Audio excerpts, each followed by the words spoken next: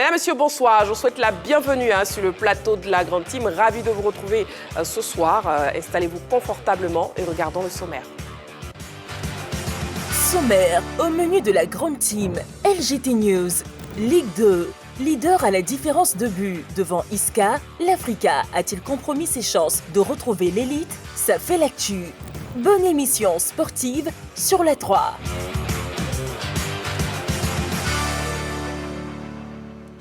Voilà donc la question à LGT pour ce soir. Ligue 2, leader à la différence de but devant Isca. L'Africa a-t-il compromis ses chances de retrouver l'élite? Pour participer à l'émission, le 27 21 59 93 99, le numéro de téléphone de la 3, le téléphone qui sera ouvert dans quelques petites minutes. Et aussi, continuez de toujours nous écrire sur la page Facebook de la 3 en commentaire, bien sûr, sur cette question LGT. Alors, pour l'émission de ce soir, je serai accompagnée d'Henri Joël. Bonsoir. Bonsoir Marie-Christine. Saint-Séverin, bonsoir. Bonsoir Marie-Christine. Vous voyez comment la voix est? Oui, contrairement à la voix du voisin. À celle de mon voisin. Ouais, il vous attaque en même temps. Il vous attaque d'entre-deux-jeux, il vous attaque. Je n'ai pas envie de réagir à certaines... Vous faites très bien. C'est un duel à 5 Africains. Non, moi je ne supporte pas à bien. 5. Je suis Aziz Abengrou et US Fermier. Il aime la brousse. Quel pic. Clément, bonsoir. Bonsoir Marie-Christine. Vous attaquez Henri Joël aussi? Non, pas du tout. Ah, d'accord. Je connais un club qui va jouer souvent à Yénois. Quelque part vers le Ghana. Laissez-moi saluer Balo. Oui, Balo, bonsoir Marie-Christine. Henri Joël aime même la brousse. Moi, j'aime la viande de brousse. C'est la meilleure. Henri Joël, beaucoup de courage ce soir, franchement. Vous savez, je suis habitué à ces genres de situations, à ces pics, même en off. Ils ont l'habitude de faire cela. Exactement, donc, exactement. Je suis habitué. Non, mais ne vous occupez pas. Non, pas du tout. On note une chose, en tout cas, très chers téléspectateurs, sachez qu'on a beaucoup de membres de l'Africa sur ce plateau. Et Henri Joël a commenté un match de l'Africa. Bon, donc... C'était intéressant. C'était très intéressant. Assez intéressant. Très intéressant. Et on parlera justement de l'Africa. Avec l'US C'était sur la 3, c'était top. Messieurs, on avance. Voilà. J'en peux plus de vous. Allez, on y va avec LGT News. LGT News. Du handball pour démarrer les news.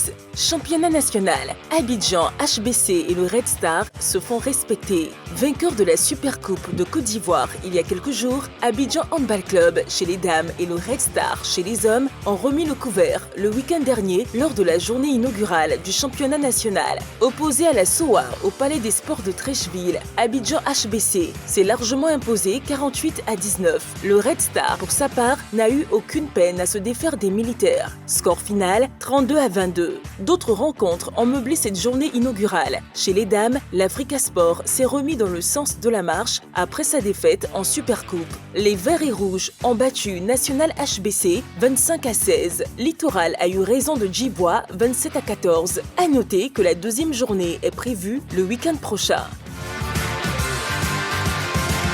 LGT News. Taekwondo, le Cookie One à Abidjan.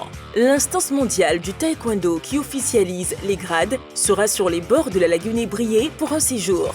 C'est la grande information relayée par le service de communication de la Fédération ivoirienne de taekwondo. Le président Lee Dong-sup sera accompagné d'une forte délégation constituée de 20 personnes. Ils sont attendus ce 11 avril pour plusieurs activités, notamment le Massa où l'équipe de démonstration du Cookie One sera en attraction. En outre, cette visite sera couronnée par la remise de grades honorifiques aux personnalités qui contribuent au rayonnement et au développement du taekwondo ivoirien. Maître Lee Dong-sup fera également une visite d'inspection pour s'enquérir des actions menées par le comité directeur actuel de la FITKD, dirigé par le président Jean-Marc Yassé.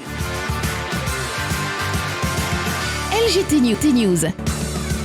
Cameroun, la mission de Marc Brice dévoilée. Présenté officiellement hier lundi en l'absence du président de la Fédération camerounaise de football, Samuel Eto'o-Fils, Marc Brice, le tout nouveau sélectionneur des Lions indomptables, a été situé sur ses objectifs. Votre mission consiste en l'obligation de qualifier les Lions pour la phase finale de la prochaine Coupe du Monde et de leur assurer une position dominante, triomphale, ainsi qu'une participation lumineuse à la prochaine CAN, a lancé le ministre des Sports, Narcisse Combi. La durée du contrat du technicien belge est de 2 ans et demi renouvelable.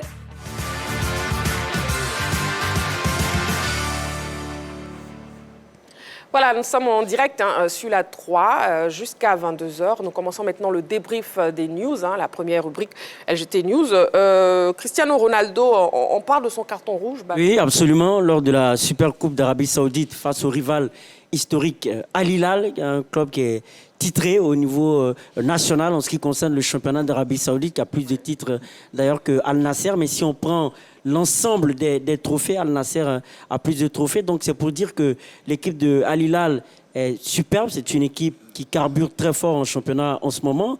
Eh bien, il s'agissait là de la Super Coupe d'Arabie Saoudite. Il faut savoir que cette rencontre était une rencontre importante pour l'équipe de Al Nasser, dans la mesure où, en championnat, ils sont distancés, ils sont deuxièmes du classement. Ils ont été éliminés de la Ligue des champions asiatiques. Et lors de cette Super Coupe, eh bien, Al Hilal a mené au score 2-1. Et Cristiano Ronaldo, en voulant justement effectuer une rentrée de touche rapidement pour aller chercher l'égalisation, eh bien, s'est vu contrarié, raison pour laquelle il a eu ce geste d'énervement. Il faut dire qu'il n'en est pas à son premier coup de sang.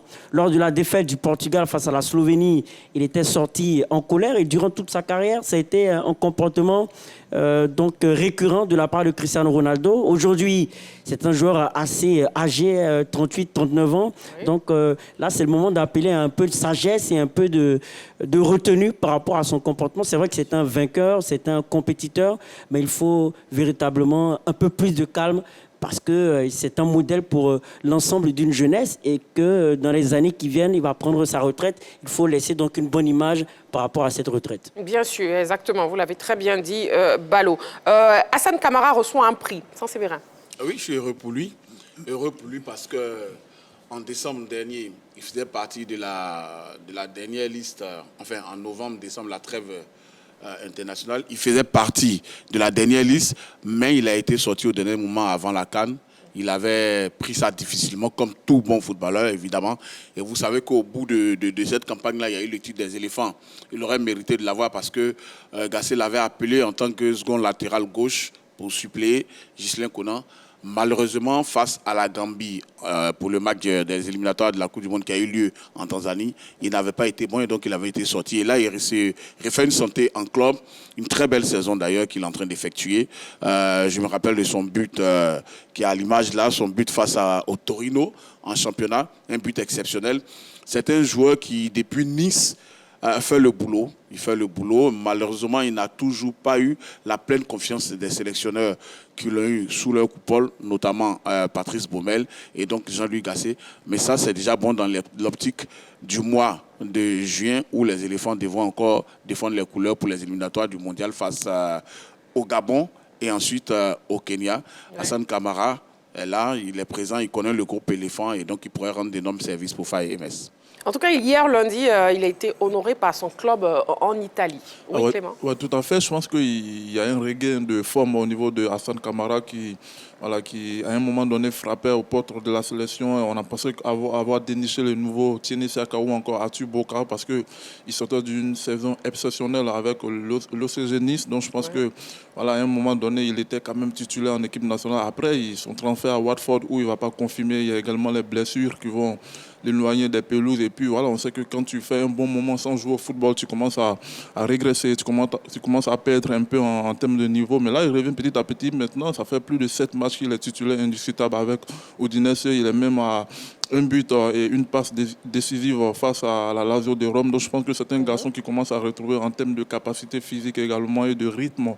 Donc je pense qu'à ce poste-là, il y a le suppléant de Ghislain Conan qui ne convainc pas trop, qui est Chester. Donc lui, il pourra se mêler à cette bataille-là. Donc je pense qu'on va surveiller de près quand même ce que ça va donner pour les éliminatoires qui arrivent, le match face au Gabon également. On va surveiller de près la liste des MS Fayet. On pourrait retrouver un certain Hassan Kamara, mais on attend de voir, même si ça serait un peu compliqué, mais on est déjà heureux pour lui parce qu'il retrouve petit à petit tout ce qui est regain de forme, tout ce qui est capacité, tout ce qui est but et puis passe décisive. C'est très très important pour le moral d'un joueur. Exactement. Et un mot encore sur le feuilleton Marc Brice au Cameroun, avec vous, Henri-Joël.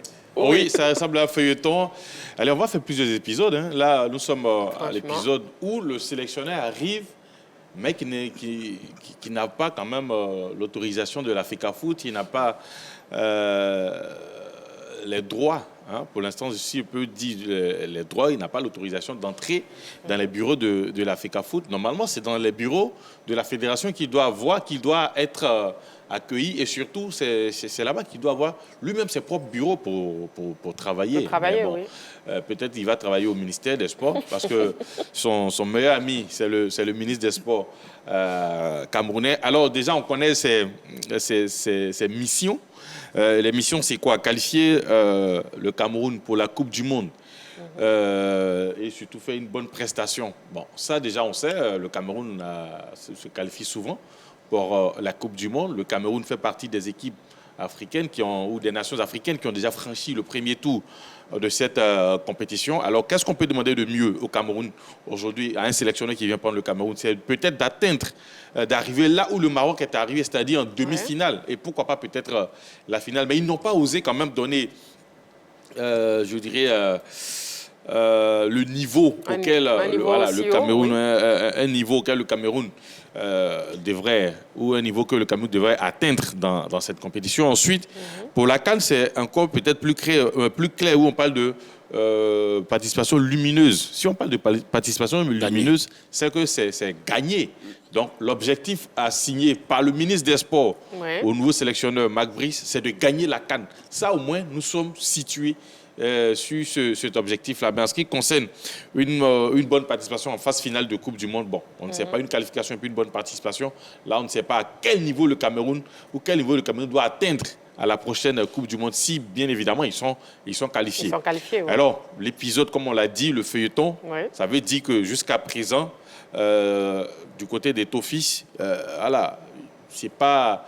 Ils n'attendent pas de cette oreille l'arrivée de Marc Brice. Ils ne se sont même pas encore rencontrés. Voilà. Et d'ailleurs, on parle même de nomination d'un autre sélectionneur par la FECAFOOT. Normalement, ils se sont donné 72 heures. Je pense que ça prend... Les 72 heures sont passées. Ça prend fin aujourd'hui. Oui, tout à fait. Aujourd'hui, on a jusqu'à minuit pour savoir si oui ou non Eto'o va nommer son sélectionneur, le sélectionneur de la FECAFOOT, qui doit conduire les Lions indomptables. Donc attendons, demain peut-être on reviendra sur l'autre épisode. Peut-être. Si Eto'o finalement, peut-être au moment où nous sommes en train de parler, il est en train de discuter avec son nouveau sélectionneur là pour signer. On a parlé de Peseiro, on a parlé de Cannavaro et on a parlé de Verena. D'accord, messieurs, on attendra donc de voir la suite de ce feuilleton Marc Brice au Cameroun. On marque une petite pause, juste le temps de la pub. On se retrouve dans quelques secondes pour la suite de la grande team. À tout de suite.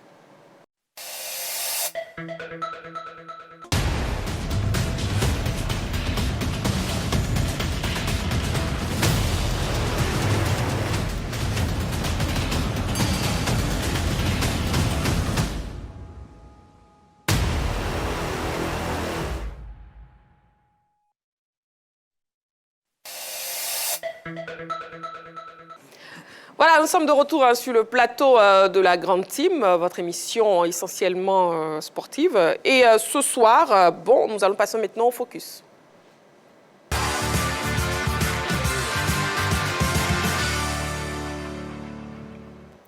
Notre équipe de reportage a fait une incursion à Grand Laou à la rencontre de Joëlle Nguessan, présidente de EKFCA, club de football représentant cette ville au championnat du district. Alors suivons cet élément préparé par la rédaction et après on revient sur le plateau pour en parler.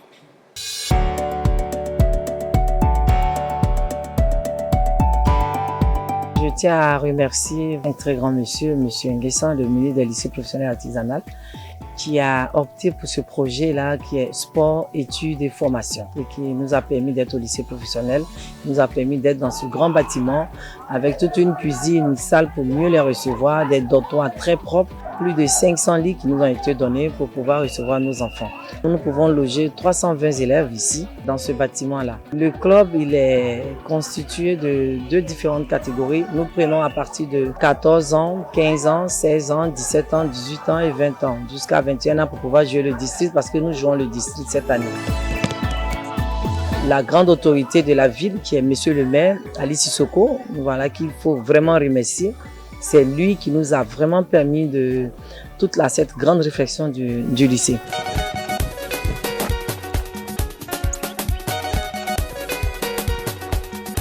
Donc très contents parce que la formation elle est très bonne et on s'entraîne tous les jours, presque tous les jours. Et puis je crois que c'est très bien. Si on continue dans cette lancée, forcément chacun de nous pourra donner son meilleur. Et puis bon, on espère que des professionnels sortent de ce club. Ok, maintenant, allez, dernier fait, maintenant, des passes simples, des prises de balles simples. Passe, contrôle, passe, contrôle, passe et suit. Allez les gars, on peut aller. Top, allez.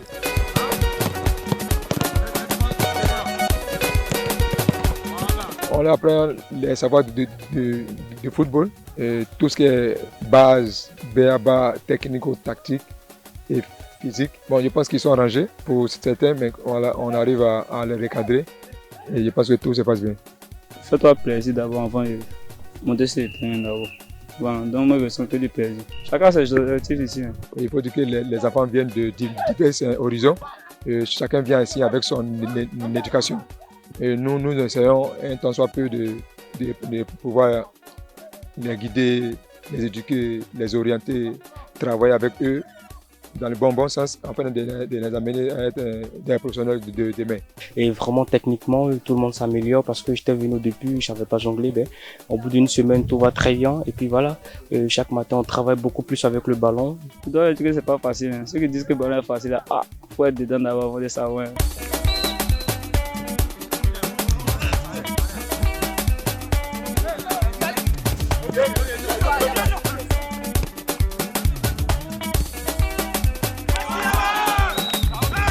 Nous avons des joueurs qui sont talentueux, des pépites en devenir, tels que Tano Mondesi, Yuambi Junior, Gabi Fufode, Amara, Ongesa Sala, on a Edino, tous ceux-là sont des éléments à suivre de près. L'entraîneur, on peut le dire, c'est plus un entraîneur, c'est comme notre papa parce qu'il nous a dit qu'à partir de 21h, il exige que tout le monde soit en chambre et quand il y a un travail de groupe, tout le monde doit le faire et puis on est très content, on le considère comme un père parce qu'il nous dit que ce qu'on n'a pas peut-être eu à la maison, il est en train de renforcer ça au terrain comme en dehors du terrain.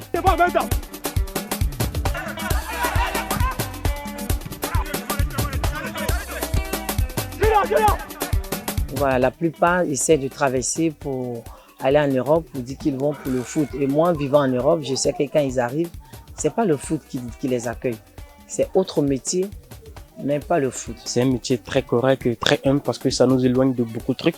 Quand on est jeune et qu'on se donne au football, c'est un métier de discipline. Si tu fumais par exemple, tu vas arrêter de fumer, tu vas te concentrer uniquement au football. Et j'encourage tout le monde à y venir.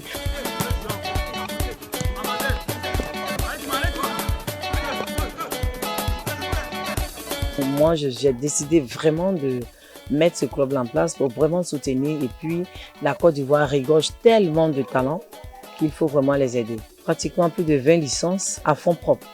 Voilà, il y a une chose qui est importante, il faut que les gens sachent que nous fonctionnons à fonds propres. Nous n'avons pas de subvention, nous n'avons pas de partenaires, nous n'avons pas quelqu'un qui se permet d'enlever des sous pour nous donner pour pouvoir faire ce qu'on est en train de faire. Tout ce que vous allez constater, c'est à fonds propres qu'on le fait. Ce que j'ai ajouté, c'est que les autorités nous soutiennent. Toutes les personnes de bonne volonté venant de Grand Laou et même d'ailleurs sont les bienvenus. J'aimerais remercier tout le staff pour le travail colossal qu'il fait pour nous parce qu'on reconnaît très bien en Côte d'Ivoire, les conditions ne sont pas favorables, mais avec ça, ils font l'effort pour qu'on s'entraîne jour et nuit. Je dis vraiment un très grand merci à tous mes collègues, c'est-à-dire à tous ceux qui sont autour de moi. Je leur dis un très très grand merci du soutien parce que c'est du bénévolat. On vous dit merci d'être passé nous voir. Voilà, alors messieurs, on note une très belle initiative de la présidente Joëlle Nguessan, Henri Joël. Oui, vous savez, les joueurs, ils ont beaucoup d'initiatives. Vous savez, on prend beaucoup d'initiatives, on investit dans le foot, on investit dans pas mal de choses.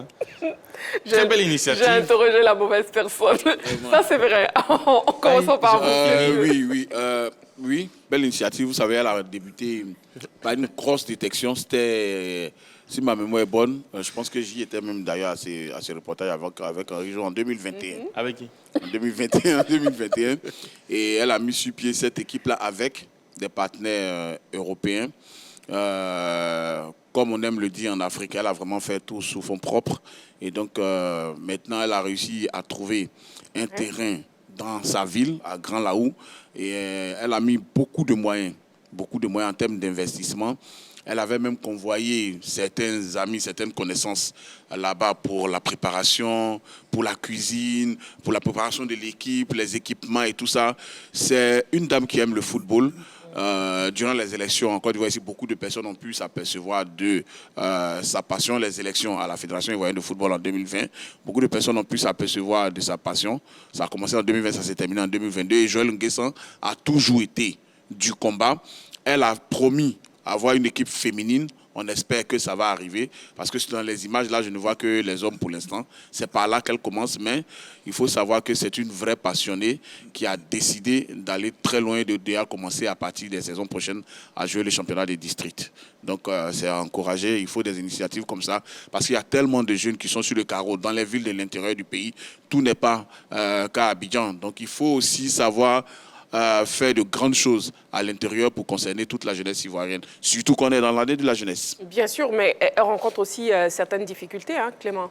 Ah ouais, tout à fait, pour ce qu'on voit comme début déjà. Après, je pense qu'elle est passionnée et puis on sait que la passion, c'est quand même le feu de la vie. Ça vous permet de faire face à tout ce qui est difficulté, tout ce qui est écueil également. Mais elle réussit quand même, grâce à sa passion, à développer un centre de formation malgré les difficultés. Pour ce que j'ai pu observer, je pense que j'ai été jeter un coup d'œil quand même sur le site du club. Je pense qu'ils sont installés au lycée professionnel de Grand Laou et ils vont aménager des espaces là-bas. Ils ont quand même des dortoirs, des réfectoires.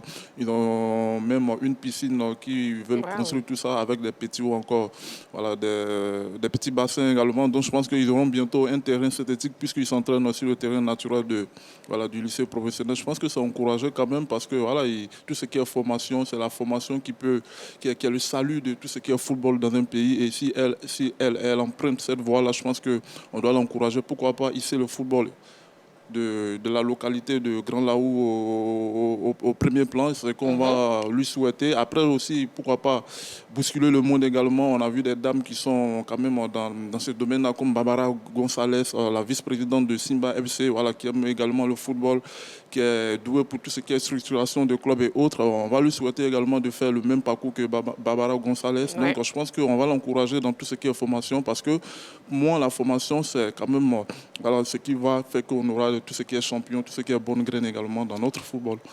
Oui, Henri-Joël. Alors, Marie-Christine, je vais revenir sur ce que je disais à l'instant. Allez-y. C'est une bonne initiative, il faut encourager cela. Aujourd'hui, vous savez, le football ou le sport peut permettre à une région même de se développer. Bien sûr.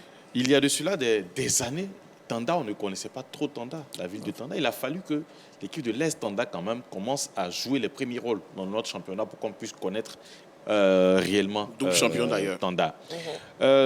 Oui, San Pedro avait déjà son nom, mais le COE a par exemple, sa participation à la Coupe de la Confédération et même sa finale jouée en 2014 a permis à cette équipe de San Pedro de partir, et surtout le nom, de partir très très loin. Ouais. Aujourd'hui, quand vous prenez Grand Laou, bon, il n'y a pas d'équipe là-bas qui joue les premiers rôles. Et on espère que ce centre de formation qui forcément va jouer les championnats, que ce soit de district, les championnats régionaux, puissent monter en D3, en Ligue 2, en Ligue 1. Parce que le constat aujourd'hui, quand on regarde dans nos championnats de l'élite, que ce soit la Ligue 1 et la Ligue 2, les équipes qui fonctionnent, qui carburent, sont adossées à des centres de formation.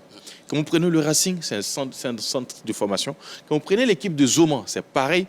Quand vous venez en Ligue 2, vous prenez Oza, c'est pareil.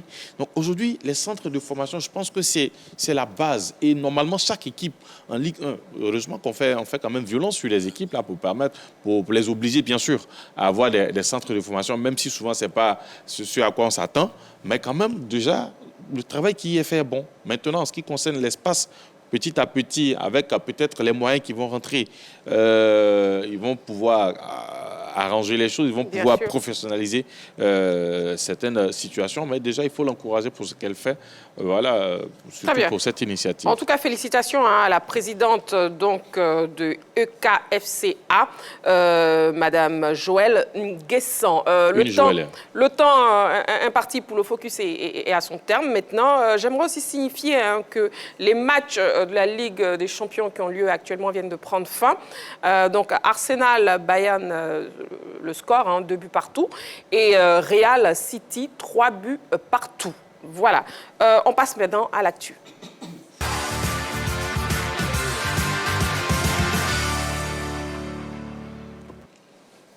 Voilà, l'actu de ce soir, la question LGT pour participer à l'émission Ligue 2. Leader à la différence de but devant Isca, l'Africa a-t-il compromis ses chances de retrouver l'élite? Bon, vous pouvez nous appeler au 27 21 59 93 99. D'ailleurs, le téléphone est ouvert. Vous pouvez continuer aussi de nous écrire sur la page Facebook de la 3. Bien que leader de son groupe en Ligue 2, l'Africa Sport est désormais à égalité de points avec son dauphin, l'ISCA, et des doutes commencent à naître sur la capacité des Aiglons à revenir dans l'élite. Suivant cette vidéo préparée par la rédaction, et après on en parle avec les autres membres de la team sur le plateau. L'avance de 5 points que l'Africa Sport avait en tête de la poule A en Ligue 2 a fondu comme du beurre au soleil en l'espace de 2 journées. Après sa défaite face au CO Boisflé, 0-1, le club vert et rouge a enchaîné avec une autre contre-performance en concédant le nul devant l'US Fermier de partout hier au stade Robert Champroux à l'occasion de la 6e journée du championnat de 2e division. Ce résultat maintient les Aiglons à la place de leader du groupe, mais ils sont désormais à égalité de points avec leur dauphin, l'ISCA, à 6 journées de la fin de la Ligue 2. L'Africa Sport a désormais la pression et ses chances de remonter dans l'élite ont été considérablement réduites. Les Verts et Rouges n'ont pu trouver les solutions pour venir à bout des 2 adversaires qui leur avaient fait perdre des points lors de la manche allée. En plus, alors qu'ils restaient sur 10 clean sheets, les poulains du coach Pierre Marotti ont encaissé 3 buts en 2 matchs. Cette fébrilité défensive inquiète et des questions commencent à naître sur les qualités mentales du groupe. Le capitaine Adjé Alex et ses coéquipiers donnent l'impression de succomber à la pression. Dans ces conditions, la confrontation entre l'Africa Sport et son dauphin, l'ISCA, lors de la prochaine journée, vaudra son pesant d'or. Le vainqueur de ce match fera certainement un grand pas vers la montée en Ligue 1. Alors à vous, monsieur, on part donc avec la question LGT. Leader à la différence des buts devant Isca, l'Africa a-t-il compromis ses chances de retrouver l'élite? Oui ou non? Non pour Saint-Séverin. Bon, non pour tout le monde à l'exception d'Henri Joël qui nous donne un oui. Ballot, pourquoi non? Non, mathématiquement non, parce qu'il faut savoir qu'il reste 6 journées de championnat par rapport à ce championnat de Ligue 2. Ça, c'est la première raison. C'est-à-dire que tout n'est pas encore joué. Il reste encore beaucoup de matchs pour l'Africa Sport d'Abidjan afin de se refaire une santé. Sur 6 matchs, il y a minimum, pour moi, 6 à 9 points possibles à prendre encore pour l'Africa pour monter en première division. Et le deuxième élément, c'est que l'adversaire direct, le concurrent direct, n'a pas encore été affronté. En tout cas, pour ce qui est de la seconde moitié du championnat. Oui. D'ailleurs, lors de la prochaine journée, l'Africa va affronter l'ISCA. Donc, il y a là une chance pour l'Africa de pouvoir gagner des points afin de monter en Ligue 1. Et puis, troisième élément qui prouve que ce n'est pas totalement fini, l'Africa n'a pas compromis ses chances de monter en Ligue 1, c'est que tout de même sur la dernière minute du match, en tout cas sur le début du match et sur les dernières minutes du match, il y avait des éléments qui laissaient croire que l'Africa allait perdre ce match. Déjà, il faut rappeler, à 10 contre 11, ils étaient menés 2-0. Ils réduisent la marque 2-1. Ensuite, l'US Fermier prend un deuxième carton rouge, ce qui renforce le dispositif défensif de cette équipe de l'US Fermier qui n'a rien lâché. Et dans les toutes dernières minutes, dans le temps additionnel, ils arrivent à égaliser 2 buts partout. Donc ce but peut avoir un bénéfice psychologiquement parlant pour cette équipe de l'Africa qui peut, pourquoi pas, se remotiver pour dire qu'il y a encore du travail à faire pour aller chercher la montée en Ligue 1. Pour ces 3 raisons, moi j'estime que ce n'est pas encore compromis, en tout cas la mission remontée en Ligue 1. D'accord. Leader à la différence de but devant Isca, l'Africa a-t-il compromis ses chances de retrouver l'élite? C'est non pour Ballot, c'est aussi non pour Clément. Oui, tout à fait. C'est un non pour moi parce qu'on parlerait de montée compromise si les éléments font de cette montée une montée qui ne dépend plus de l'Africa Sport. Autrement dit, est-ce que l'Africa est toujours maître de son destin? On va dire oui, parce que voilà, ils sont toujours leaders même après ce match nul face à Isca. Et puis, voilà, comme l'a dit Balo, est-ce que mathématiquement c'est encore faisable? Je pense que mathématiquement c'est encore trop tôt pour dire que non, l'Africa est en train de compromettre sa montée parce qu'il reste encore 6 journées. Et 6 journées, mathématiquement, ça fait 18 points. 18 points, c'est encore jouable pour l'Africa, c'est encore jouable même pour Isca et même pour le troisième qui est Bassam. Donc je pense que là, on ne peut pas parler de compromettre sa montée. Et également, je pense qu'il y a un petit vent de baraka qui est en train de souffler un peu quand même sur l'Africa parce que quand on prend les 2 saisons précédentes, avec les pareilles circonstances-là, les espoirs s'envolent. Que ce soit face au Stade Abidjan, que ce soit face à Zoma également, ils n'avaient plus d'espoir parce que voilà, ils ont perdu quand même du terrain et ils ont perdu des matchs décisifs. Mais là, malgré l'échec face à l'US Fermier, malgré la défaite face au club Omisport de Boisflé, malgré le match uni face à Yakro également, ils sont toujours leaders de la poule. Donc je me dis qu'il y a quelque chose quand même à aller chercher cette saison face à Isca. Après, je pense qu'ils auront cette pression-là. Il est très très important de reconnaître, ils auront la pression de Isca jusqu'au bout parce que quand on prend les statistiques, c'est quand même 10 victoires pour l'Africa, 10 victoires pour Isca, 2 défaites pour Isca, 2 défaites pour Africa également, et puis 4 matchs nuls pour l'Africa et 4 matchs nuls pour cette formation de Isca. Donc je pense que là, voilà, ils avaient quand même une bonne marge, mais ils vont composer désormais avec la pression. Est-ce qu'ils vont gérer cette pression-là jusqu'au bout? C'est la réponse que va tenter de résoudre, ou c'est l'équation qui va tenter de résoudre cette formation de l'Africa. À eux de vaincre ce qu'on appelle les vieux démons pour pouvoir assurer cette montée. D'accord. Bon, on a déjà eu vos avis, donc Balo et Clément, avant d'avoir les arguments d'Henri Joël et de Saint-Séverin. Prenons l'appel de Paul Valéry qui nous appelle de Marcory. Bonsoir, monsieur. Bonsoir, madame. Comment vous allez? Oui, bien, par la grâce de Dieu. D'accord, ravi. Bienvenue sur le plateau de la Grande Team. Et puis, on vous écoute par rapport à la question LGT. Ok, d'accord. D'abord, je profite pour saluer tout le plateau. Bonsoir, voilà. Bonsoir, monsieur.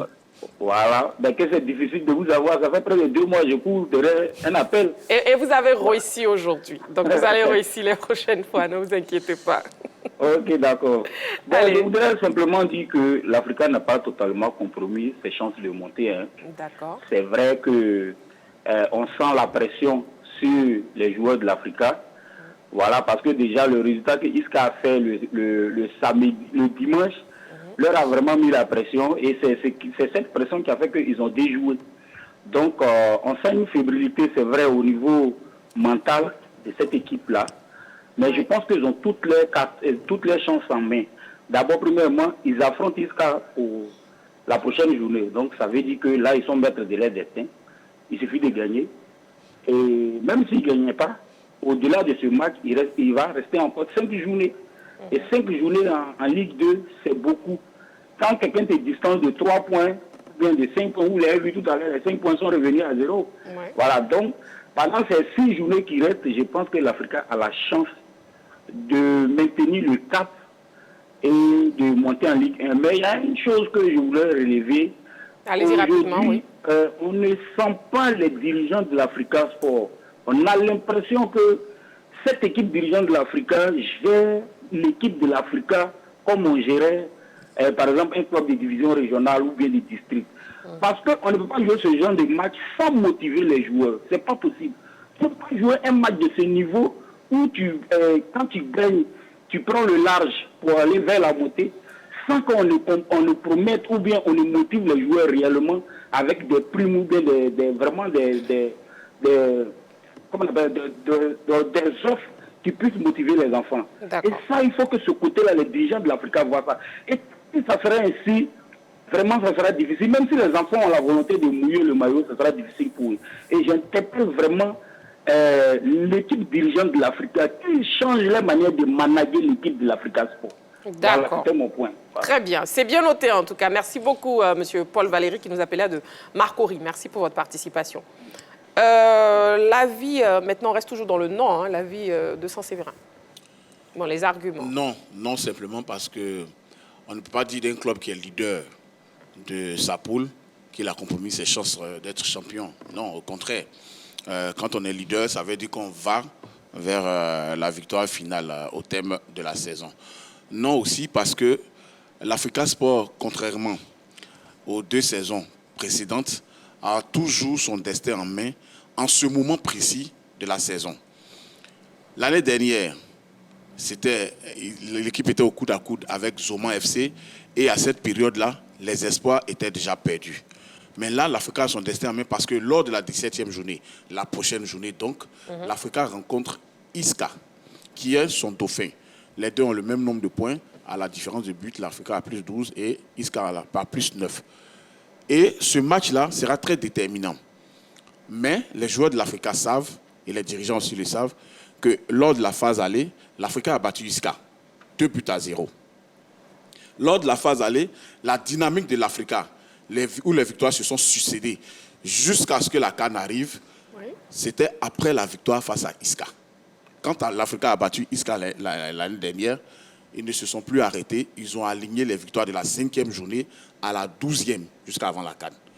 Et donc, la dynamique pourrait reprendre face à Iska.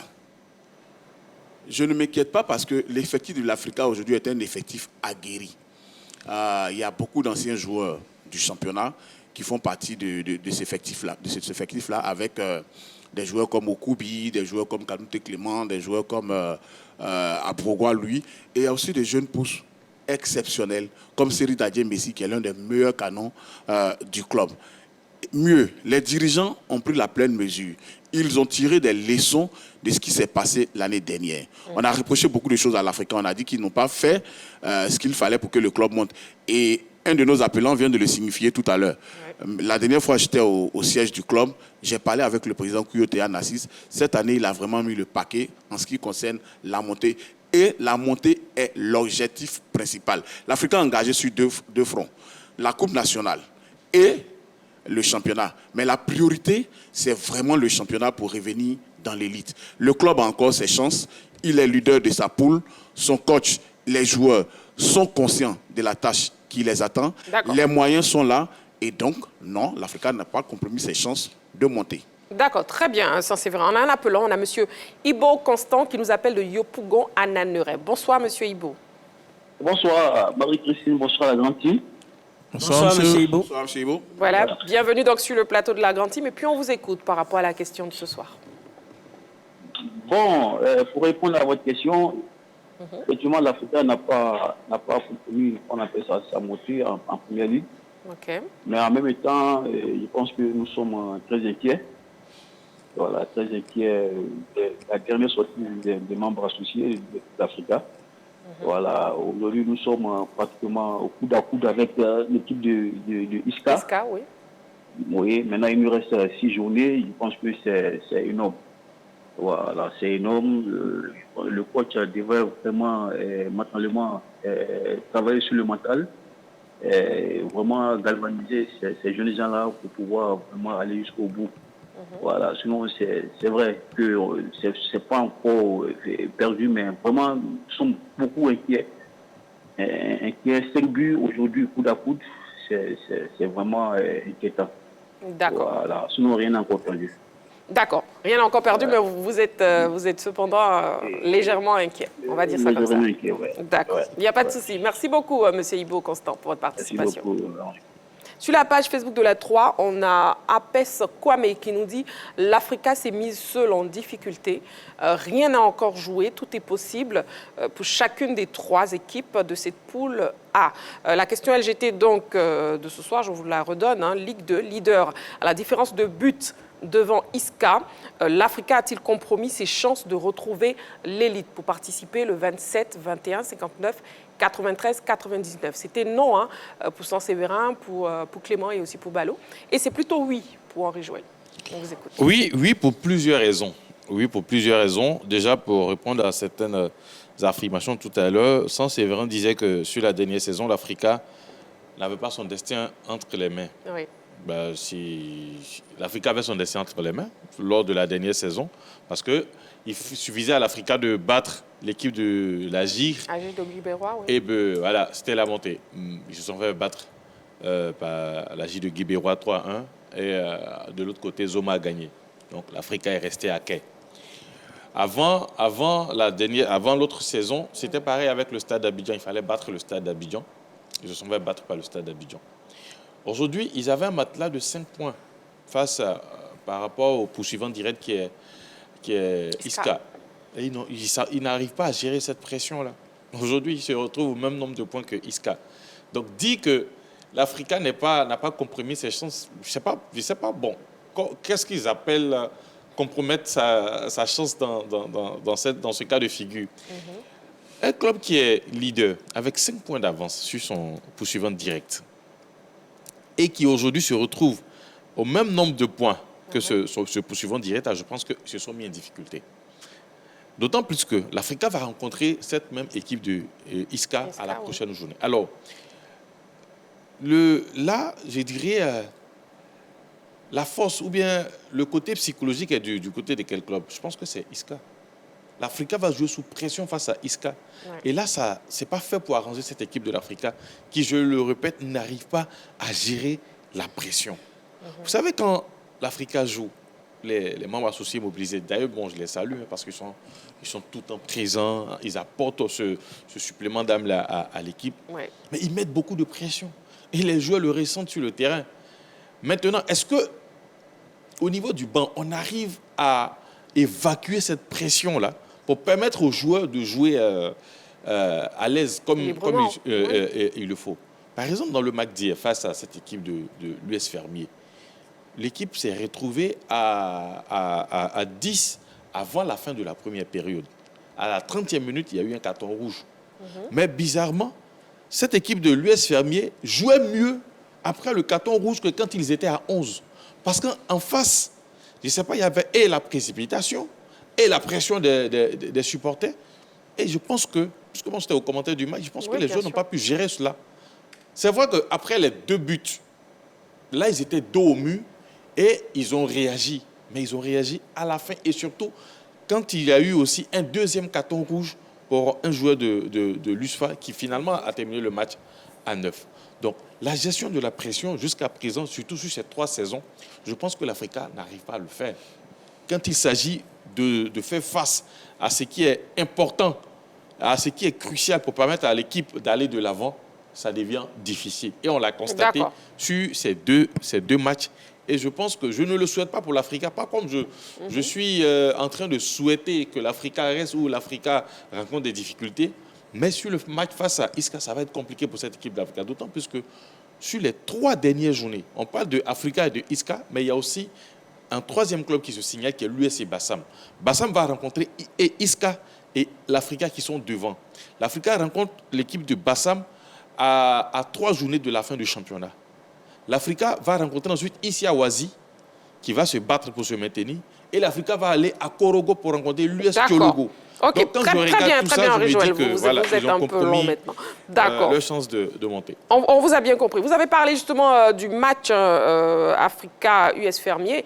Bon, nous, on a un élément qui nous permet de voir les joueurs et les supporters qui se sont exprimés justement à notre micro en fin de match. On regarde. On avait 2 buts derrière nous, mais là, l'Africa a su remonter. Et là, on prend les 1 point. On est content et on continue toujours. Voilà, on vise la montée. Je pense que, et je suis sûr que voilà, on va sortir premier de notre poule. Et puis voilà, on va aller en Ligue 1. C'est tout ce que nous cherchons. On va galvaniser nos joueurs, on va les pousser jusqu'au bout. Mais un très bon match, il faut dire la vérité. Je félicite les joueurs de l'Africa Sport. Malgré même qu'on a fait un match nul, on est toujours premier par rapport à village. Et donc, je pense que l'Africa Sport va retourner en Ligue 1 pour marquer la grande différence. En tout cas, parmi tous les meilleurs des passages. Il faut être sportif. Je remercie la SEC qui a quand même plongé et qu'on va prendre au moins 4 équipes, en tout cas à la Côte d'Ivoire.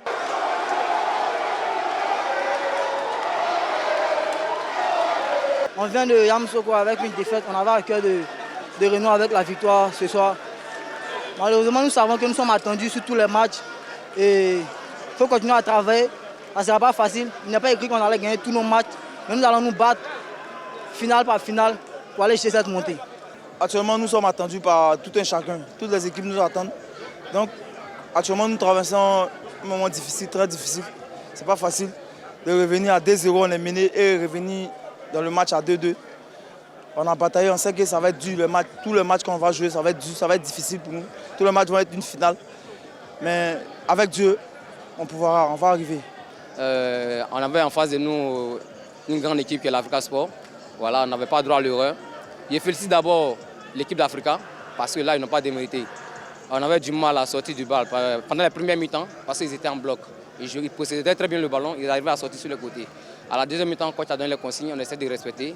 Et puis voilà, il a senti une défense un peu lourde. Voilà, sur l'action, j'ai en profité de ma vitesse pour pouvoir aller face au gardien. Et puis voilà, le but est venu. Voilà, on a donc eu les impressions des joueurs et supporters après le match Africa US Fermier. Justement, on poursuit. Est-ce qu'on peut dire, messieurs, qu'on sent la peur chez les Oyer? Ça, c'est vrai. Je sais que vous allez me dire. Non, pas forcément. Je pense qu'on ne sent pas la peur. Je veux dire, je ne sais pas quelle est la nuance entre ces mots-là, mais il y a une petite crainte quand même parce qu'ils ne veulent pas revivre ce qui s'est passé sur les 2 dernières saisons. Mais en même temps, quand j'écoute les joueurs de l'Africa sur l'élément qu'on vient de présenter, les joueurs disent qu'il n'est pas écrit qu'on va gagner tous nos matchs. Ça veut dire que psychologiquement, ils sont déjà prêts à tout ce qui va se passer sur les derniers matchs de la saison. Ils savent qu'ils peuvent même perdre un match et après venir rattraper ce qu'il faut pour être champion. Dans la tête de chaque joueur de l'Africa aujourd'hui, comme insufflé par les dirigeants et par le coach, il faut prendre pour adversaire l'Africa lui-même et aller jusqu'au bout. Le discours est bon, les supporters ont raison d'avoir des craintes, mais sur 100 supporters, 99 sont confiants et 1% ne sont pas confiants. Donc on va aller avec ça. Une équipe de football, c'est ça. Il y a des défaites, il y a des surprises, mais au bout du compte, il faut aller chercher son objectif. L'objectif de l'Africa, c'est la montée. D'accord, ok. Pour participer à l'émission, appelez-nous au 27 21 59 93 99, le numéro de la 3. Et la question LGT, leader à la différence de but devant Isca. L'Africa a-t-il compromis ses chances de retrouver l'élite? Dans quelques minutes, on parlera aussi de l'ASEC Mimosa. On reviendra sur l'élimination de l'ASEC Mimosa. Ça sera le deuxième sujet de l'actu de ce soir. Pour l'instant, nous parlons de l'Africa Sport. Oui, Clément. Ouais, je pense qu'on va pas parler de peur, mais on sent quand même une pression parce que voilà, il y a quand même une analogie entre les 2 précédentes saisons et puis cette saison-là. Donc du coup, ce sont des êtres humains. On parle quand même des gens qui ont une psychologie. Donc du coup, tu as ces événements-là qui vont revenir, qui vont te faire rappeler les fiascos face au Stade Abidjan, face également à Zoma FC. Mais je pense qu'il y a une bonne note sur ce match face à l'US Fermier. Pourquoi? Parce que le même scénario face à l'AJ ou face au Stade Abidjan, l'Africa perd cette rencontre-là. Mais je pense qu'il y a quand même eu de bons renforts. L'égalisation, c'est quand même un symbole, comme l'a dit Balo hier, c'est Okubi qui va chercher l'égalisation. Ça veut dire que lui, il n'a pas tremblé. Lui, il va entamer ce qu'on appelle cette révolte-là qu'on n'a pas vu face à Zoma, qu'on n'a pas vu face au Stade Abidjan, qu'on n'a pas vu également face à l'AJ de Guibroa. Quand ils ont encaissé automatiquement pendant les 15 premières minutes, on a vu tout un groupe qui a paniqué. Mais là, quand même, il y a un scénario pareil où ils sont en supériorité numérique et puis l'adversaire vous arrive à inscrire 2 buts. Là, psychologiquement, encore, vous êtes tétanisé, mais là, quand même, ils vont réussir à avoir des ressources nécessaires pour aller chercher ce match-là. Donc, je pense qu'il y a quand même une bonne note. Ça veut dire qu'ils ont quand même le mérite de revenir et puis ils sont quand même courageux. Après, je pense qu'ils vont composer avec la pression. Est-ce que ces joueurs expérimentés, tels que Zadi From, tels que Okubi, tels que Aboké, est-ce qu'ils vont réussir à tirer les autres vers le haut pour pouvoir éviter cette pression-là? Également aussi parler de l'environnement, réussir quand même à calmer les jeunes gens pour pouvoir aller chercher cette montée. D'accord. On a un appelant. On a M. Fofana Média qui nous appelle de Boaké. Bonsoir, M. Fofana. Bonsoir, Marie-Christine. Bon, vous allez bien, M. Fofana? Oui, je vais très bien. Et chez vous? Je vais très bien, merci beaucoup. Donc, bienvenue sur le plateau de la Grande Team. Bonsoir, la Grande Team. Voilà. Bonsoir, M. Fofana. Bonsoir, M. Fofana. Allez, l'homme de Boaké, comment tu vas, mon frère? Je vais bien. Allez, on vous écoute, M. Fofana. Oui. Concernant le cas de l'Africa, là. Oui. On ne peut pas évoquer quelque chose. Ça fait 3 années que l'Africa nous met dans les doutes à tout moment, quoi, qu'il va venir. Nous, ça tient un peu. Nous, les supporters de l'Afrique, l'adversaire, on a dit, mais moi, je voulais que l'Africa soit au moins dans la première division. D'accord. Donc, par rapport, M. Fofana Média, par rapport à la question surtout de ce soir, on veut savoir est-ce que l'Africa a compromis ses chances de retrouver l'élite actuellement? Moi, je ne peux pas dire que c'est vrai. Je ne peux pas dire qu'ils ont compromis d'abord. Parce que ça, là, chaque année, c'est toujours comme ça. chaque année, c'est toujours comme ça. Quand il s'agit de monter là, oui. il joue bien au début, mais à la fin du match, les gars viennent prendre des défaites bizarres. Là, il faut voir avant hier. Hier, oui. J'ai regardé le match, mais il a fait un peu à la dernière minute, à la dernière minute qu'ils ont réussi à égaliser. Exactement. Imagine un instant qu'ils avaient perdu hier. C'est qu'on parle on va parler de ça aujourd'hui. Et puis ils ont des gros matchs devant encore. Bien sûr. Oui. Et ma femme est devant, et puis il y a poursuivant direct là, derrière eux. C'est pas facile. Donc vraiment, d'accord. Il prie bon Dieu pour qu'il n'a qu'à revenir. Et on va venir jouer avec eux. Parce que quand ils sont là-bas, nous, on ne peut pas jouer avec eux, c'est pas bien. C'est clair. C'est clair. C'est bien noté, M. Fofana Média. Oui, pouvoir jouer avec vous. Merci beaucoup. Bonne émission. Merci beaucoup, M. Fofana Média, qui nous appelait donc de Boaké. On poursuit, messieurs. Déjà, comment vous voyez le choc, hein? Iska, Africa Sport. Ballot. Un grand choc, c'est un choc qui est indécis. C'est vrai qu'on a tendance à parler de la pression dans les rangs de l'Africa, mais il faut savoir que dans les rangs d'Iska aussi, il y a une pression. Parce que tout comme l'Africa, ils cherchent à monter en Ligue 1. Et il faut savoir que c'est vrai que du côté de l'Africa... Pour ce qu'il en ressort, c'est que l'Africa, apparemment, n'arrive pas à mieux gérer la... Oui, mais sur la saison passée, Iska a perdu un match déterminant face au FC Mouna. Ils se sont fait littéralement écraser lors de ce match décisif, ce qui a permis à Mouna de monter en Ligue 1.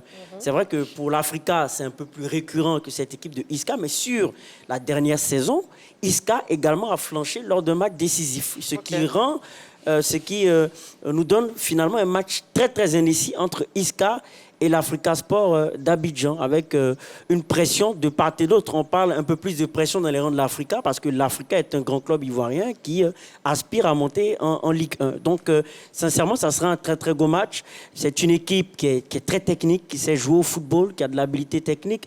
Ça va se jouer, on va assister sans doute à une grosse bataille de possession, au vu du potentiel technique de cette équipe de l'Iska. Ça va se jouer également, pour moi, à l'efficacité, la capacité de vite mettre son empreinte sur la rencontre. D'accord. Ballot a bien situé l'enjeu. Les deux équipes ont en griffe dans les derniers mois flanché l'année dernière. Pour Iska, c'était encore plus difficile parce que l'équipe a été terrassée, je crois, 5 ou 6-0. 5-2. 5-2 face à Mouna FC. Voilà, pour son dernier match alors qu'il devait monter. Donc, le club, le président Koulibaly Rassoul, fait des recrutements depuis 2-3 saisons en vue de monter. C'est pareil pour l'Africa. L'Africa a une grosse pression parce que c'est un club historique. Iska n'a jamais joué l'élite. L'Africa est l'un des meilleurs clubs de l'élite du football ivoirien et du football africain, avec 3 trophées continentaux. Donc l'Africa, oui, a un peu plus de pression, mais l'Africa, je veux dire, sur ce match-là, aura plus de motivation parce que, oui, le poids de l'histoire, les supporters, Iska n'a pas de supporters. L'Africa, oui. C'est quasiment la moitié du pays qui supporte le club. C'est ce que vous dites. Hein, non, je vous le dis, parce que les deux clubs les plus supportés du pays, c'est l'ASEC et l'Africa. Mais Iska n'a pas de supporters. Oui, mais je vais dire... moins que l'Africa. Je vais dire, voilà, non, c'est incomparable. On ne peut même pas comparer les deux en termes Pourquoi vous me regardez? en termes de supporters. Pour terminer, et en parlant, il faut que je regarde Henri Jo pour qu'il retienne tout ce que j'ai dit. Termine. Donc, je vais dire, il y a de la pression, c'est vrai, mais l'Africa a conscience qu'il faut marcher sur Iska pour aller chercher cette montée-là, et les joueurs sont prêts pour ça. D'accord, oui, Henri Joël. Est-ce que quand même est logé à Abidjan, donc on peut avoir quand même quelques supporters dans la ville d'Abidjan?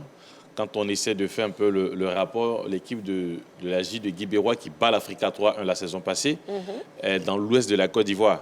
On n'a même pas de supporters ici, mais ils ont battu l'Africa au stade Robert Champoux de Makori sans supporters. Donc ça ne compte pas. Ça, c'était pour parler un peu à Saint-Séverin. Oui. En ce qui concerne la pression, moi je dirais, normalement l'Africa ne devait même pas avoir la pression. Quand on prend, ils ont parlé de l'histoire. Aujourd'hui, c'est vrai que avec quelques concours de circonstances, l'Africa est arrivé en Ligue 2. Mais si une équipe devait pouvoir gérer la pression des gros matchs, ça devait être cette équipe de l'Africa. Malheureusement, sur ces 2 dernières saisons, l'Africa n'a pas pu gérer la pression. La pression, oui. Donc, normalement, c'est l'Africa qui devait pouvoir gérer cette pression-là. Mais dans ce match, je pense que la pression sera du côté de l'Africa. Quand on a écouté les joueurs, qu'est-ce qu'ils ont dit? Aujourd'hui, tout le monde nous attend, tout le monde joue son meilleur match face à l'Africa. On sait qu'on est attendu, on a beaucoup flanché ces derniers jours. Mais on sent déjà cette pression. La pression est là, c'est du côté des joueurs de l'Africa. Exactement. C'est du côté des joueurs de l'Africa. Donc, quand on y voit de plus près, je pense que cette équipe de Isca va arriver relax. Ils étaient à 5 points de l'Africa. Ils sont aujourd'hui au même niveau. Donc, ils viennent avec beaucoup de confiance. Ils viennent avec la confiance et les joueurs de l'Africa vont jouer avec la peur. Est-ce que il y aura plusieurs interrogations? C'est pour ça que je dis, est-ce qu'au niveau du staff technique de l'Africa, il y a quand même ce discours-là qui enlève la pression sur les joueurs? Parce que jusqu'à présent, je ne l'ai pas encore remarqué. Et surtout, depuis le retour de la CAN, il y a eu ce match nul du côté de Yamoussoukro face à l'équipe de Yamoussoukro. Il y a eu la défaite à Yamoussoukro face à l'équipe de Boisflé. Et il y a eu la défaite, ou le match nul, d'hier face... Donc, jusqu'à présent, depuis le retour de la CAN, l'Africain n'arrive pas à gérer cette pression-là qui est mise par l'équipe de... Vous n'avez pas parlé des victoires face au Sirocco. Vous voyez. D'accord. C'est là la difficulté. En même temps, pourquoi je dis que ça va être compliqué pour cette équipe de l'Africa? On peut terminer. En ce qui concerne le prochain week-end, l'Africa va jouer la Coupe nationale. Ça sera face au stade d'Abidjan. Quand je regarde l'effectif de l'Africa, je ne vois pas de remplaçant valable. Une équipe B capable de battre, parce que lui, il a parlé de deux objectifs, la Coupe nationale et le championnat. Je ne vois pas d'équipe B du côté de l'Africa valable de battre cette équipe du stade d'Abidjan sur le prochain week-end et surtout préserver les meilleurs pour le match face à Isca. Donc, ce sont les mêmes-là qui vont jouer face au stade d'Abidjan la semaine prochaine, c'est-à-dire le samedi prochain. Et ce sont ces mêmes-là qui feront face à l'équipe de Isca. D'accord. On comprend vos inquiétudes, Henri Joël. Voyons déjà, messieurs, les résultats et classements de la Ligue 2 à l'issue de la 16e journée. Oui, pour la 16e journée, pour la poule A, on a Bassam qui bat Boisflé 2-0, Issia qui bat Donkoff 2-0, Adjaké qui s'incline face à Sirocco 1-0, l'US Tchologo qui donc remporte le match face à Yamoussoukro 1-0, Aboasso qui perd face à Isca 1-0 et l'Africa qui coupe la poire en deux avec l'US Fermier face à l'US Fermier 2-2. D'accord. La suite, oui. Oui, la suite, pour le classement, cette fois-ci, c'était les résultats. Là, maintenant, c'est le classement avec l'Africa en tête du championnat. Enfin, premier ex-aequo, on peut le dire. Bon, en fait, avec Isca au même nombre de points. Sauf que l'Africa est donc en tête à la différence de but, plus 12 et plus 9 pour Isca. Troisième, l'USC Bassam, 27 points. Quatrième, Yamoussoukro, 22 points. Cinquième, l'US Fermier, 21 points. Sixième, CO Boisflé, 21 points. Septième, Issiawazi, 21 points. Huitième, Sirocco, 20 points. Neuvième, RFC Aboasso, 19 points. Dixième, OFC Adjaké, 18 points. Onzième, US Tchologo, FC Tchologo, 17 points. 12e, Donkoff, dernière de la poule, 9 points. On voit bien que c'est serré entre les différentes équipes. Oui. Et au niveau des résultats de la poule B, un but partout entre le WAC et l'US Bafing. L'Espérance de Boaké a battu Agir 1-0. L'Anfiara s'est incliné 4-2 face à l'US Bingerville. ADFK a perdu face à Loza Abobo 2-0. Songon a perdu face à l'EFIM 1-0. Et le COE a donc été battu par l'AS Standard 2-1.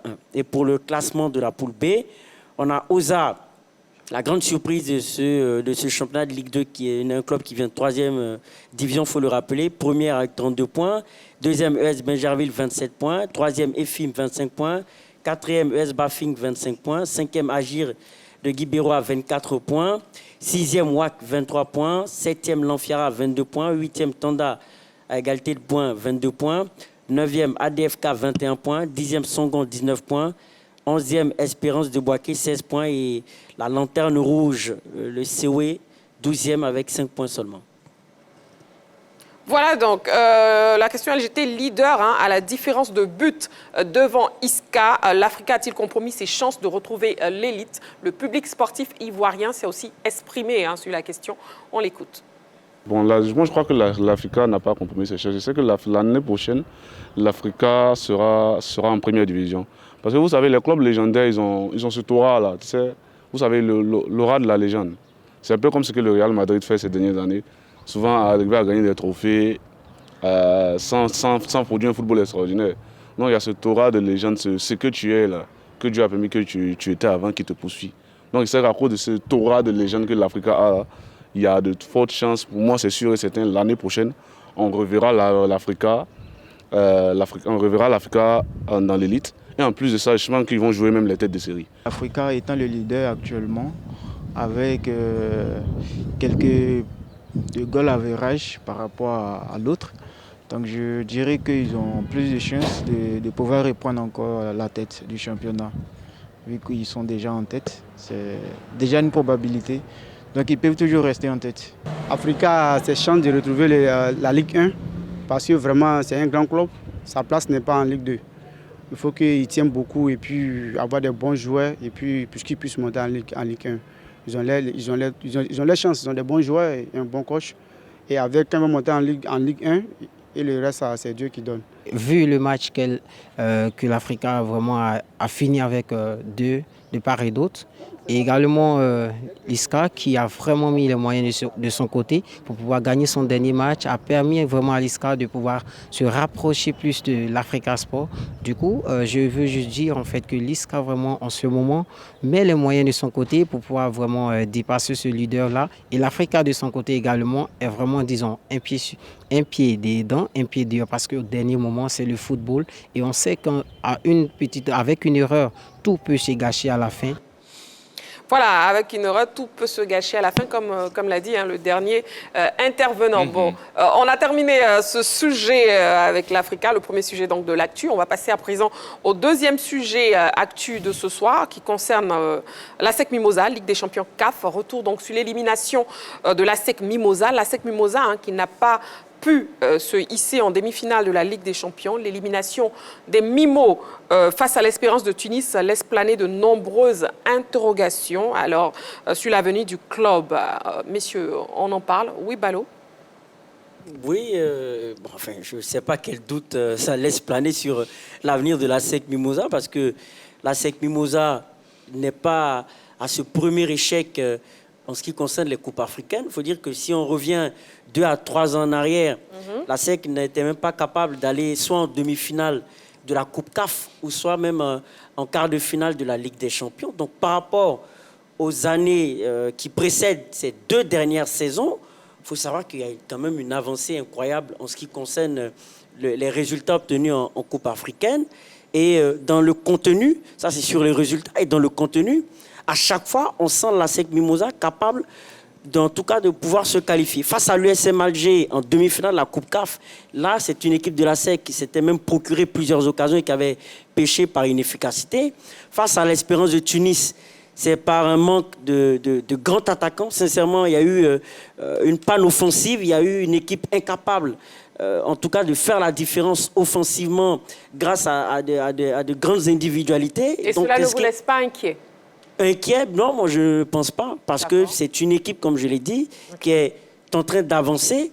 Et vu qu'il y a eu cette élimination de l'Espérance de Tunis qui fait parler beaucoup, c'est clair que du côté des dirigeants de l'ASEC Mimosa, c'est sûr qu'ils ne sont pas sourds à ce qui se dit et ils ne sont pas aveugles face à l'évidence, face au constat que l'ASEC doit se renforcer offensivement et que l'ASEC doit peut-être remettre en cause un certain nombre de choses au niveau de sa formation et au niveau de son recrutement pour espérer aller accrocher de bonnes places du côté des coupes africaines. Donc moi, j'ai foi sur le fait qu'il y aura une introspection faite de la part des dirigeants de l'ASEC et qu'il y aura des leçons tirées de cette élimination.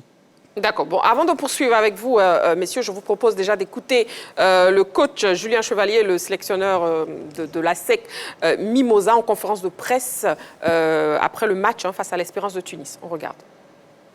On est déçus de ne pas accéder aux demi-finales. Maintenant, les premiers mots que je veux donner, c'est surtout dire que je suis très fier de mes joueurs, de ce qu'ils ont fait, de ce qu'ils ont donné sur le terrain dans cette compétition pour arriver déjà à ce niveau-là.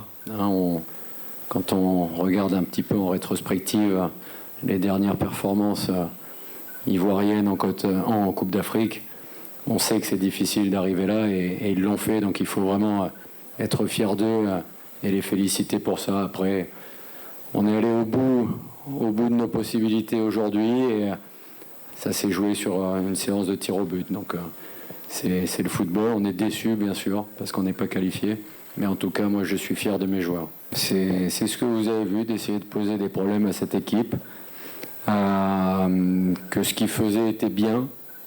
On était, comme prévu, une première partie de match où ils allaient dominer, où ils allaient pousser. On a très bien contrôlé ça. Il y a eu un coup de pied arrêté, un coup franc aux abords de la surface qui nous a un petit peu mis en difficulté. Et plus le match avançait, plus on était bien tactiquement, on était plus haut, on défendait moins bas près de notre but. Maintenant, il fallait arriver à faire mieux en deuxième mi-temps, techniquement, plus de justesse dans les choix pour arriver à poser des problèmes à cette équipe.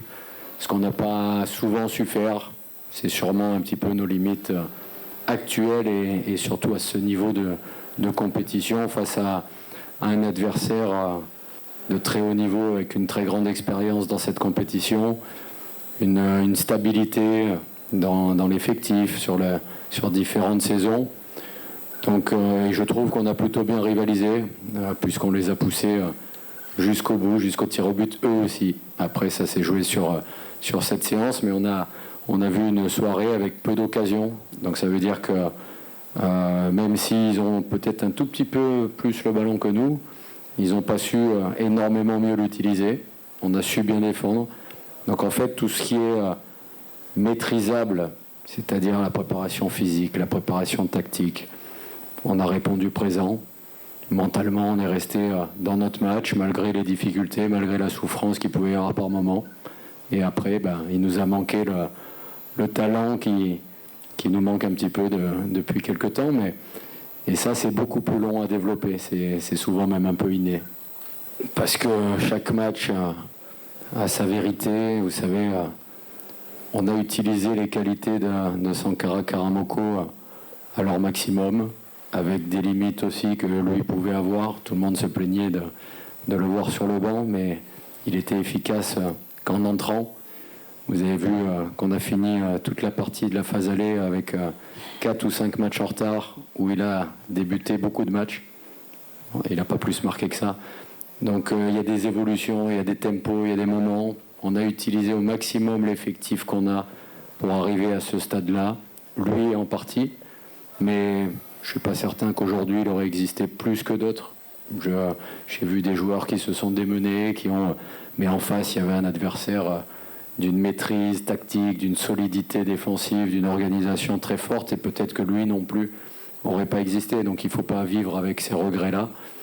Il y a des événements dans une saison, son départ en est une. Maintenant, rien ne garantit qu'il aurait continué sur sa série magique. Vous savez, même quand j'ai fait rentrer 2 minutes, il a réussi à marquer. Qui aurait cru? Personne. Donc, non, il faut vivre avec nos qualités, nos défauts, les développer, s'améliorer. Et là, je pense qu'on est allé au maximum de ce qu'on pouvait. Avec un peu de réussite, on serait allé en demi-finale. On ne l'a pas eu. Tu veux que je m'en aille? Non, En fait, c'est ça la question.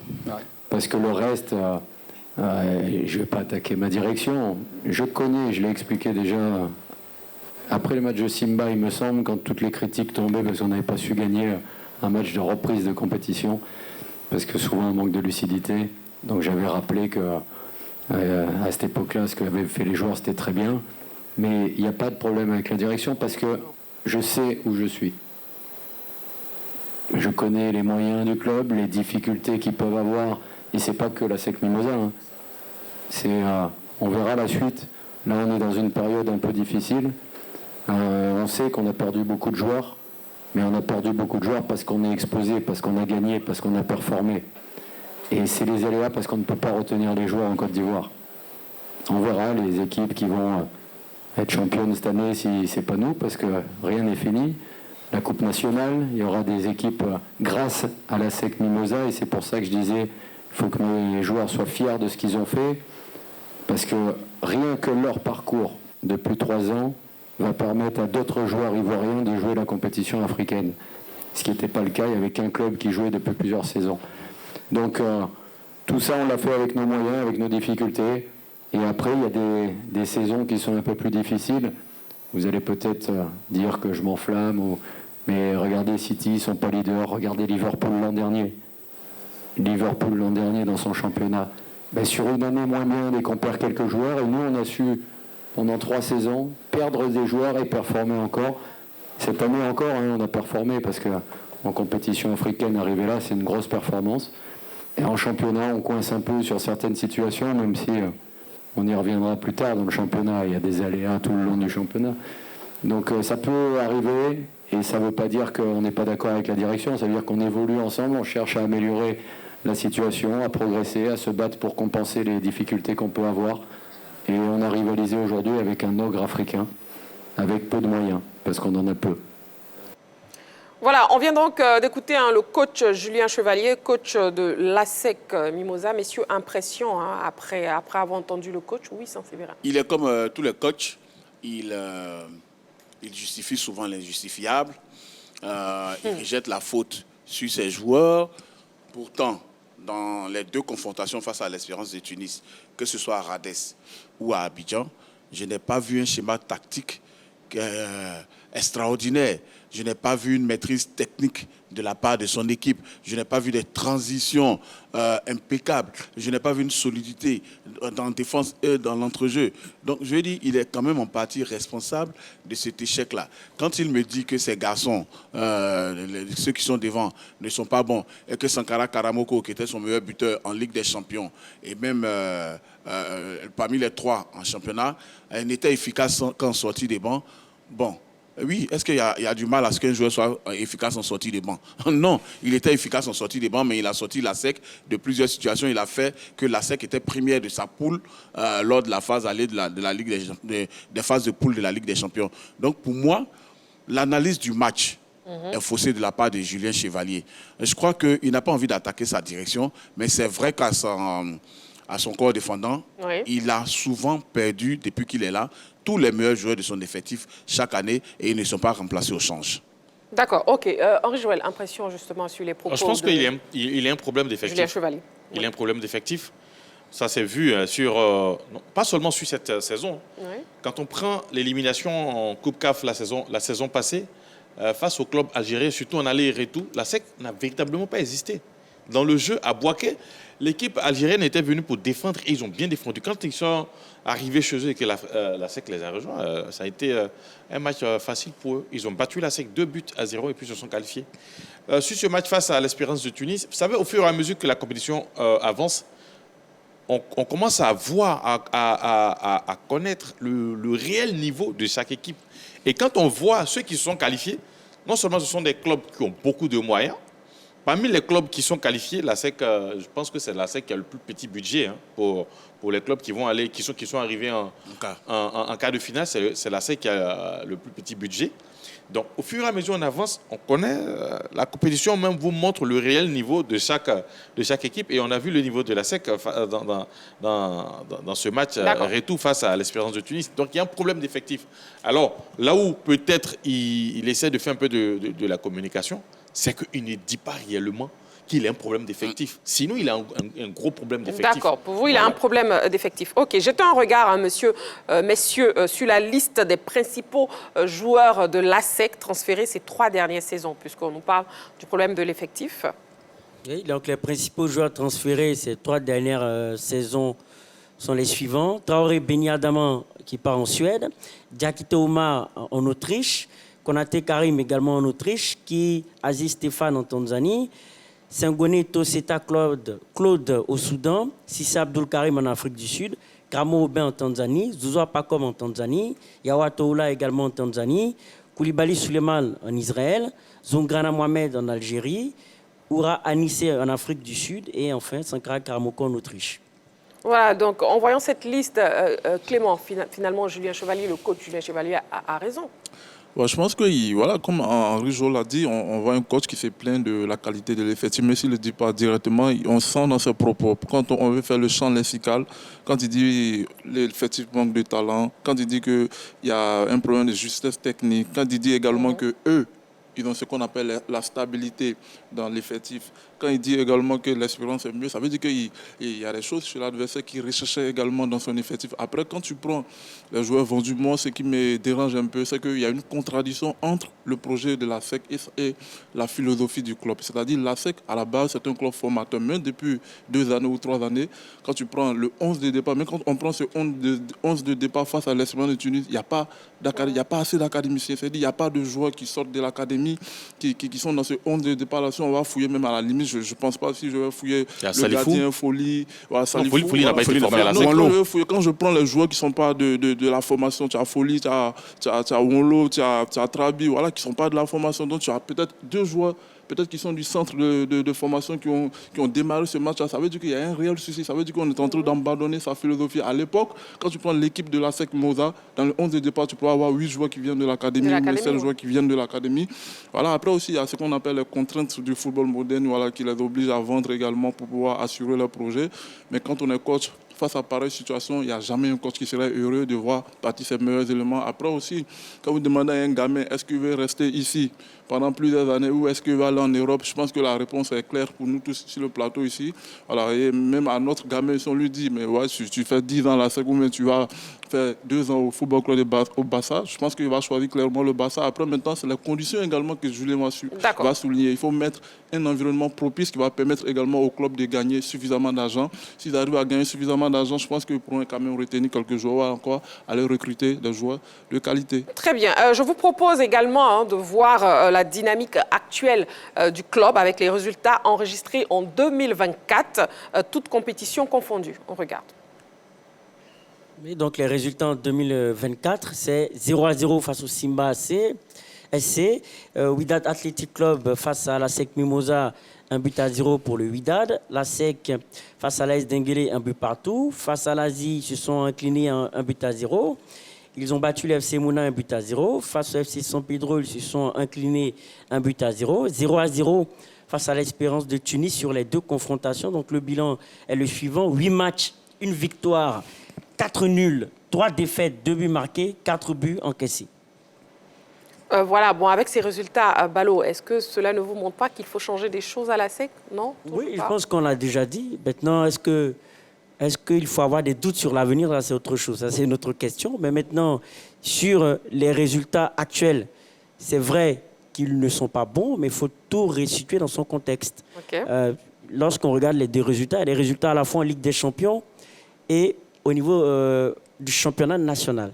Et on vient de dire précédemment que la SEC a un problème d'effectif. Ce qui permet à un club de jouer sur 2 tableaux, c'est la richesse de l'effectif. Donc déjà, la donne était faussée dès le départ pour la SEC Mimosa. Mais moi, je pense que ce qu'il faut retenir de ces résultats, c'est tout de même une équipe, pour ce que j'ai pu constater en Ligue des Champions, qui est véritablement solide défensivement. Ça, c'est la bonne note par rapport à tout ce qu'on a pu noter. Mais effectivement, il faut que la SEC revoie soit sa formation, il faut qu'elle revienne à la base de ce qui a fait son succès, ou que la SEC se donne les moyens d'aller faire un bon recrutement sur le continent africain pour pouvoir répondre à certaines exigences, parce que sans cela, Julien Chevalet ne pourra pas faire des miracles. D'accord, oui, ça c'est vrai. Oui, alors là, il reste 2 objectifs à la SEC, la Coupe nationale et le championnat, pour retourner en compétition africaine. Je pense qu'aujourd'hui, en l'état actuel des choses, où le club est 7e en championnat, c'est la Coupe nationale qui est le chemin le plus court. Il faut regarder le chemin le plus court. Donc la SEC Mimosa, aujourd'hui, a vraiment beaucoup de pain sur la planche. Ça fait 3, 4, 5 saisons qu'on n'a jamais vu l'équipe à un niveau aussi bas.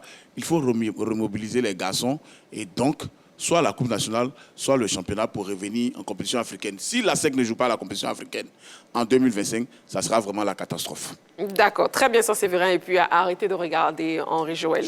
C'est mieux. Nos reporters ont recueilli l'avis du public sportif justement sur le sujet concernant la SEC. On l'écoute. La SEC est en fin de cycle. Parce que depuis plusieurs années, nous constatons que la SEC ne fait que vendre les joueurs. Comme on peut être en championnat, en plein championnat, et vous vendez vos meilleurs attaquants, vos meilleurs joueurs, vous les vendez. Pendant que vous êtes 7e de championnat, on a une Ligue des champions à jouer. Vous n'avez pas d'attaquants. J'étais même au stade la dernière fois. Hein? Tu vois le jeu de ASEC. ASEC n'a aucun fond de jeu. On prend un entraîneur Chevalier qui n'a aucun palmarès, qui vient entraîner l'ASEC Mimosa, un entraîneur qui est assis sur le banc de touche, qui ne dit rien. Bien évidemment, on voit que c'est la fin d'un cycle du côté de l'ASEC Mimosa. Parce que quand vous passez votre temps avec vos soi-disant politiques de vendre des joueurs depuis plus de 20 ans et qu'on ne voit rien au résultat final, on peut bien se dire, qu'est-ce que cela a donné, qu'est-ce que cela donne. On ne peut pas passer son temps à vendre des joueurs pendant un certain nombre d'années et puis ne rien développer, rien prouver, ne pas acheter aussi des meilleurs pour compenser. Je pense que c'est la fin d'un cycle. Et je pense que le président Rojonien doit laisser sa place à une autre personne. Je dirais oui, parce que le dimanche dernier, le football qu'ils nous ont produit n'est pas un football de qualité. Voilà. Tous les jeux étaient basés en arrière. Voilà. Ce qui fait qu'ils n'ont pas pu même concrétiser une occasion. Voilà. C'était que des passes en arrière, même pour shooter, même c'était difficile pour eux. Voilà. Et cela, ce qui veut dire que le maître Ounien n'a plus d'inspiration, n'a plus d'idées. Voilà. J'aimerais qu'il laisse la place aussi aux autres. Voilà, on a donc eu l'avis du public sportif ivoirien. Voilà, c'est la fin de la grande team de ce soir. Merci beaucoup, messieurs. Merci Clément, merci Saint-Séverin. Merci Marie-Christine. Ballot, merci Henri-Joël. Merci beaucoup. Demain, c'est la fête de Ramadan, donc bonne fête de Ramadan à tous. Bonne fête, Ballot. Merci. Bonne fête Henri-Joël aussi, je suis musulman. Henri-Joël, vous n'êtes pas musulman. Ballot, on passera chez vous pour manger demain. Inch'Allah. Inch'Allah. Voilà, donc prenez soin de vous et n'oubliez pas, faites toujours du sport.